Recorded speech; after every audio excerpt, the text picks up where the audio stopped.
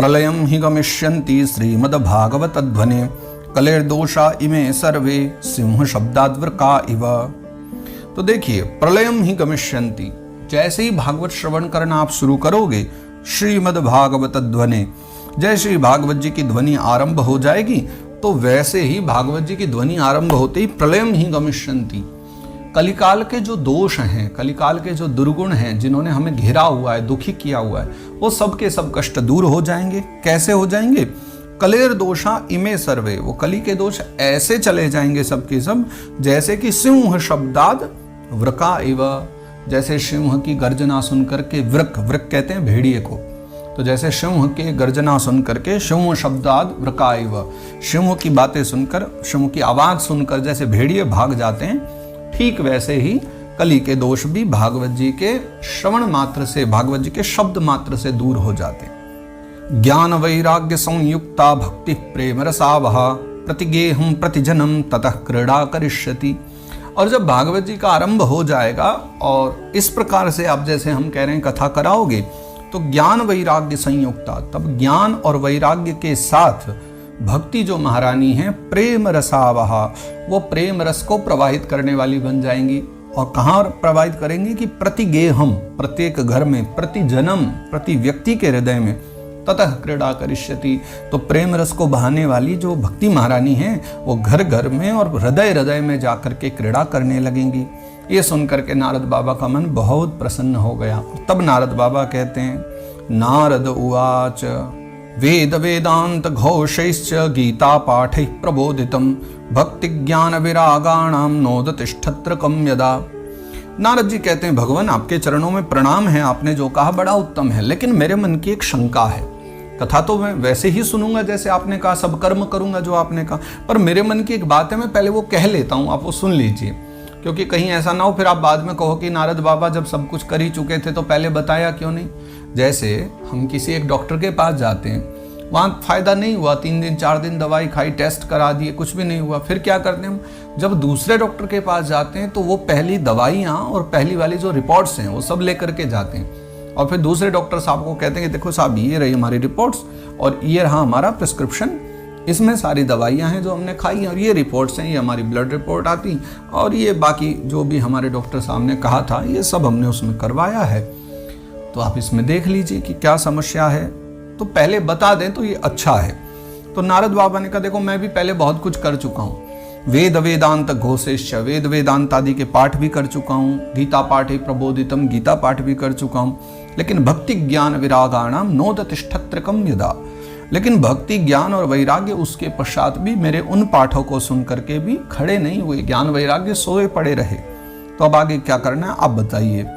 श्रीमद्भागवतालापात् तत्कथं बोधमेष्यति तत्कथासु तु वेदार्थ श्लोके श्लोके पदे पदे। देखो, मुझे आपके वचनों पर श्रद्धा है, आप जो कहोगे मुझे उन पर विश्वास है, लेकिन शंका भी तो है मेरे मन में, जिज्ञासा समझ लीजिए इसको, कि श्रीमद्भागवतालापात् तत्कथं बोधमेष्यति, भागवत जी के द्वारा उनको बोध कैसे हो जाएगा, ज्ञान वैराग्य कैसे जाग जाएंगे? क्यों? क्योंकि तत्कथासु तु वेदार्थ श्लोके श्लोके पदे पदे, श्रीमद् भागवत जी का जो एक एक श्लोक है और श्लोक का जो एक एक पद है, एक एक चरण है, उस एक एक चरण में तत्कथासु तु वेदार्थ, एक एक श्लोक और एक एक चरण चरण में वेदों का ही तो भाग छिपा हुआ है, वेदों के तो द्वारा निसृत है भागवत जी। निगम कल्पतरो गलितम फलम, तो वेदों के द्वारा निगम से उत्पन्न है, तो आप ही बताइए कि फिर कैसे भागवत जी इन ज्ञान वैराग्य पर प्रभाव करेंगी। छिन्दन्तु संशयं ह्येनं भवन्तो मोघदर्शनाः विलम्बो नात्र कर्तव्यः शरणागत वत्सलाः।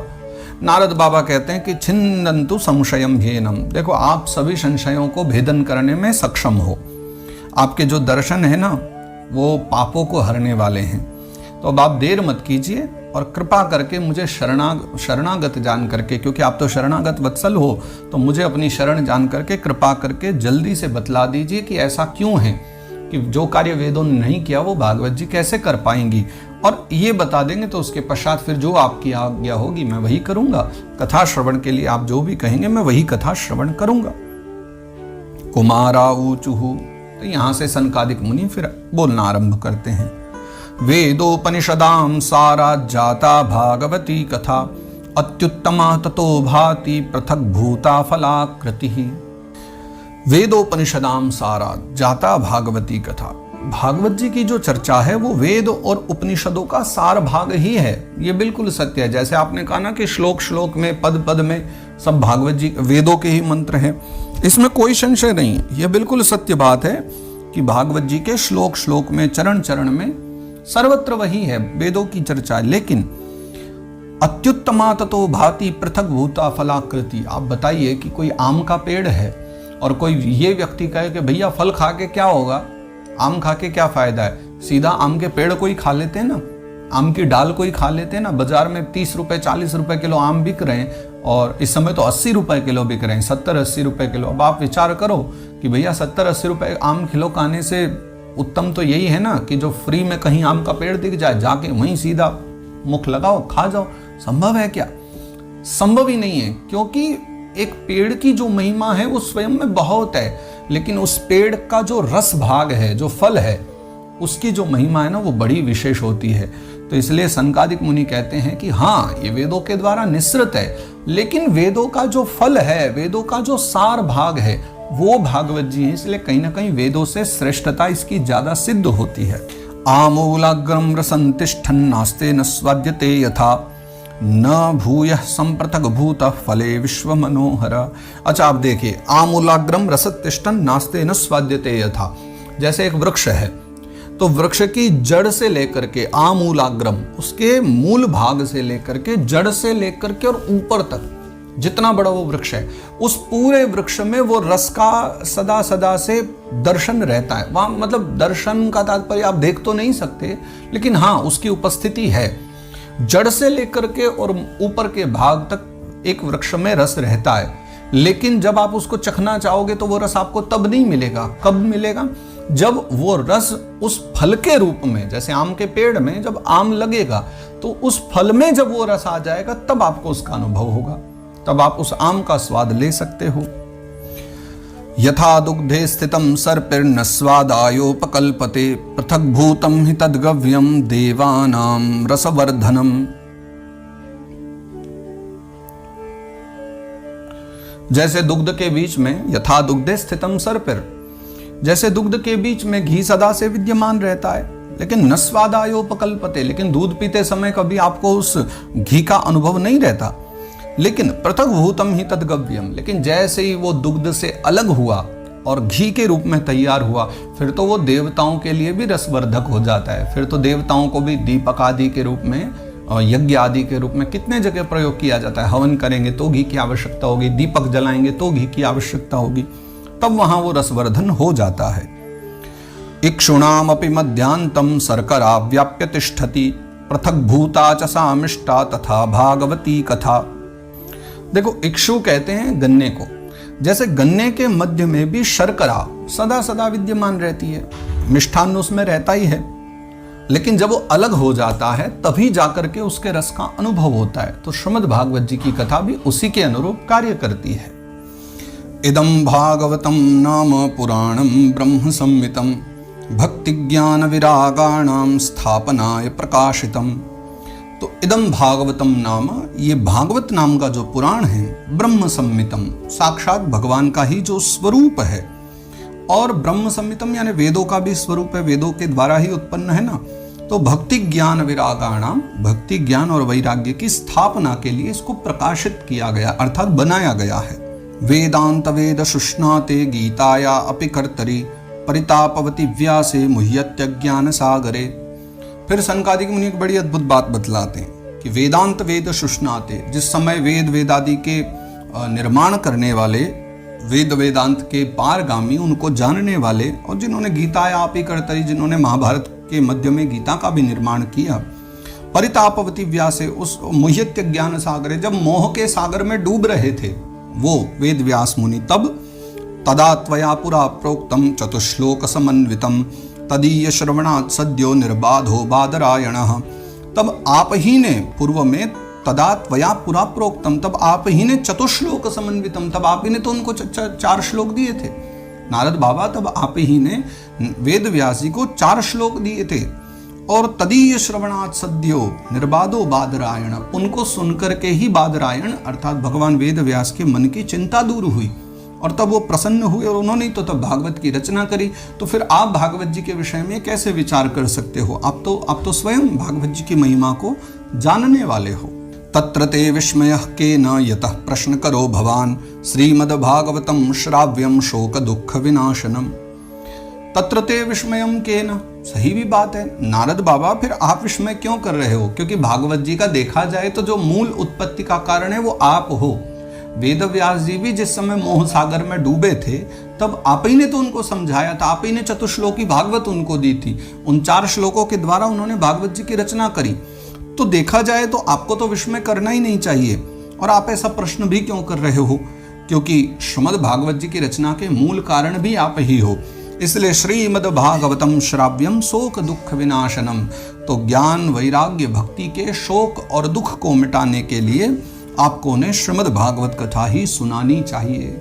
और ये सारी बातें सुन करके नारद बाबा का जो मन है वो बहुत प्रसन्न हो गया। और तब नारद बाबा कहते हैं, नारद उवाच यद्दर्शनं च विरिहन्त्य शुभानि सद्यः, श्रेयस्तनोति भव दुःखदवार्दितानां, निःशेष शेष मुख गीत कथैक पानाः, प्रेम प्रकाश कृतये शरणं गतोऽस्मि।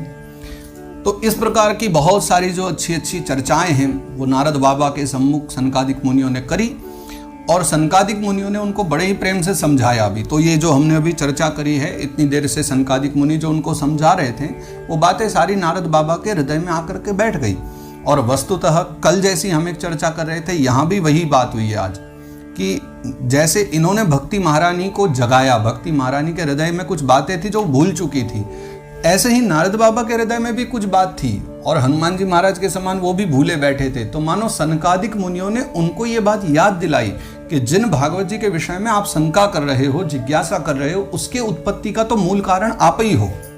तो ये जान करके फिर नारद बाबा बड़े प्रसन्न हुए और फिर प्रणाम करते हुए कहते हैं कि यद दर्शनम च विनिहन्त्य शुभानि सद्यः, कि हे सनकादिक मुनियों, आपका जो दर्शन है वो तो पापियों के पाप को मिटाने वाला है और समस्त पापों को तत्काल भस्म करने वाला है। सभी प्रकार के जो दुख आदि हैं वो सब मिट जाते हैं। निःशेष शेष मुख गीत कथैक पाना, और देखिए जो ये पूरा संसार है ना, जो दुख रूपी दावानल में जल रहा है, उसके लिए तो आप वर्षा, शांति की वर्षा लेकर के चले आते हो, ऐसा आपका जीवन है। और निःशेष शेष मुख गीत कथैक पाना, और मानो शेष भगवान के मुख से सदा सर्वदा आप हरि के कथाओं का श्रवण रसपान करते रहते हो।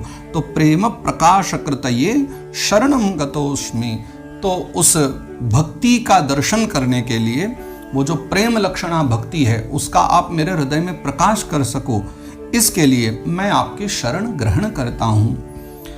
भाग्योदयेन बहुजन्म समर्जितेन, सत्संगमं च लभते पुरुषो यदा वै, अज्ञान हेतु कृत मोह मदांधकार, नाशं विधाय हि तदोदयते विवेकः। जब भाग्यों का उदय होता है और अनेक जन्मों के जो पुण्य एकत्रित हो जाते हैं, तो सत्संगमं च लभते पुरुषो यदा वै, और जब किसी मानव को, किसी व्यक्ति को, किसी वर्ण को, जीव को जब सत्संग की प्राप्ति हो जाती है अनेक जन्मों के शुभ कर्मों के एकत्रित होने पर, तब अज्ञान हेतु कृत मोह मदांधकार, तब अज्ञान होने के कारण जो मोह और मद अर्थात आसक्ति और अहंकार, ये दोनों जो हैं अंधकार रूप में प्रकट हो जाते हैं, तब उनका विनाश करने के लिए तब विवेक का उदय होता है। जैसे अज्ञान है और अज्ञान से उत्पन्न होते हैं मोह और अंधकार, मोह और अज्ञान, अहंकार, उन दोनों अंधकारों को मिटाने के लिए विवेक रूपी एक प्रकाश की आवश्यकता है, जो विवेक भागवत जी के द्वारा उत्पन्न होता है। ऐसी प्रार्थना करके फिर नारद बाबा यहाँ पर शांत हो जाते हैं। द्वितीय अध्याय जो है महात्म्य का, वो यहाँ पर विश्राम होता है। तृतीय अध्याय से पुनः नारद बाबा ही फिर जिज्ञासा करते हैं और कथा का उपक्रम आरंभ होता है, जो सनकादिक मुनियों के द्वारा सुनाई गई। अगली चर्चा में फिर हम लोग तृतीय अध्याय से कथा को आरंभ करेंगे। इति श्री पद्म पुराणे उत्तरखंडे श्रीमद् भागवत महात्म्ये कुमार नारद संवादो नाम द्वितीयोऽध्यायः।